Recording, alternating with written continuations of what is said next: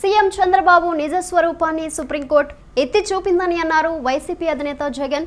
రాజకీయ దురుద్దుతో మత విశ్వాసాలను ఎలా రెచ్చగొట్టారో సుప్రీంకోర్టు అర్థం చేసుకుందని అన్నారు.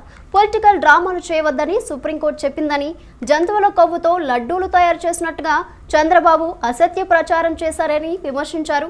ఈ విషయంలో చంద్రబాబుకు సుప్రీంకోర్టు మొట్టికాయలు వేసిందన్న ఆయన తను స్వయంగా వేసుకున్న సిట్ను సుప్రీంకోర్టు రద్దు చేసిందని స్పష్టం చేశారు. చంద్రబాబుకు దేవుడంటే భక్తి ఉంటే ప్రజలకు క్షమాపణలు చెప్పాలని డిమాండ్ చేశారు. మనిషి అన్నాక కొద్దో గొప్ప ఎక్కడైనా కూడా భయం ఉండాలి, దేవుడు అంటే భక్తి ఉండాలి. దేవుడు అంటే వక్రీకరణ చేసే విషయంలో ఇంత దారుణంగా వక్రీకరణ చేస్తారు. పైగా సుప్రీంకోర్టు చంద్రబాబు నాయుడు అక్షింతలు వేస్తే నేషనల్ మీడియా మొత్తం రిపోర్ట్ చేసింది.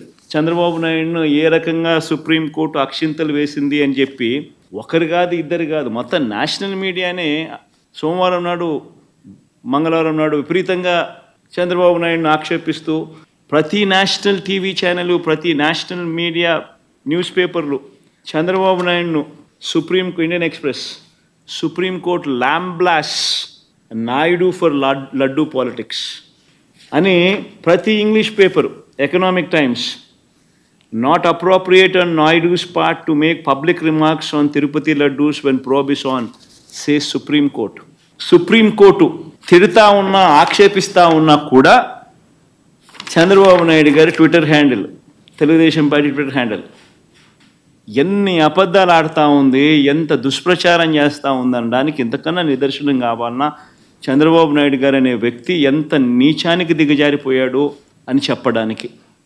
దేవుడి సమక్షంలో దోషులుగా ఎవరు నిలబడాలి? ఎవరికి దేవుని మీద భక్తి ఉంది, భయం ఉంది?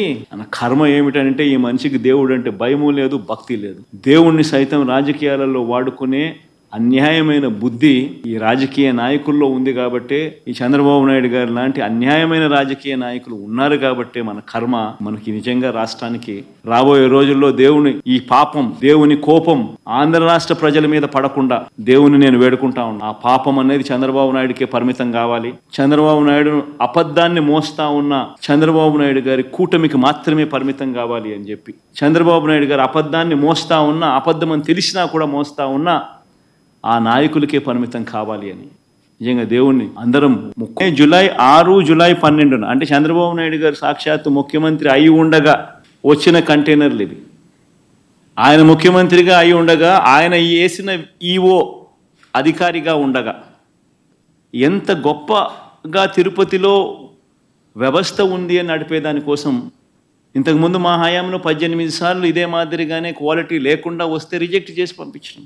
2014 నుంచి 19 మధ్యలో చంద్రబాబు నాయుడు గారి హయాంలో ఆయన ముఖ్యమంత్రిగా ఉన్నప్పుడు ఇదే మాదిరిగా క్వాలిటీ లేకుండా మెటీరియల్ వచ్చినప్పుడు, క్వాలిటీ లేకుండా ట్యాంకర్లు వచ్చినప్పుడు ఆయన హయాంలో 14 సార్లు తిరిగి వెనక్కి పంపించారు. తిరుపతిలో ఒక గొప్ప వ్యవస్థ ఉంది. మన గుడిని మనమే తగ్గించుకుంటూ, మన లడ్డూ ప్రసాదాన్ని విశిష్టతను మనమే తగ్గించుకుంటూ, మనమే అపవిత్రత అని తెలిసి కూడా అపవిత్రం చేస్తూ కోట్ల మంది భక్తుల మనోభావాలతో ఆడుకుంటూ ఈ పెద్ద మనిషి గోబల్స్ ప్రచారంలో భాగంగా వెనక్కి తగ్గకుండా, దేవుడంటే భయము లేకుండా, దేవుడంటే భక్తి లేకుండా ఏ రకంగా తన అడుగులు ముందుకు వేశాడు అన్నదానికి మరో నిదర్శనం ఇది.